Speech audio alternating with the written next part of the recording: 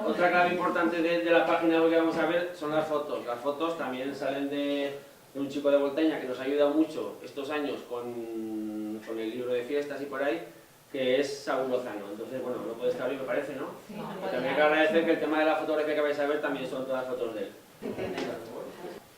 Como os digo, todo el contenido que había era muy bueno y lo único que hemos hecho es darle una vuelta de tuerca de los núcleos. Le hemos añadido un pelín más de esa información.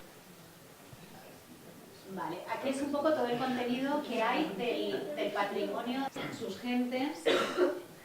Están los municipios, los pueblos que componen el municipio de Voltaña, y información de cada uno de ellos. Volvemos a poner a Voltaña en valor de que la gente venga aquí y de ahí puede hacer un montón de actividades más de las que piensa. Y si no vienes a sobrarme, si no tienes coche, muchas veces te tira para atrás de cómo llegaré.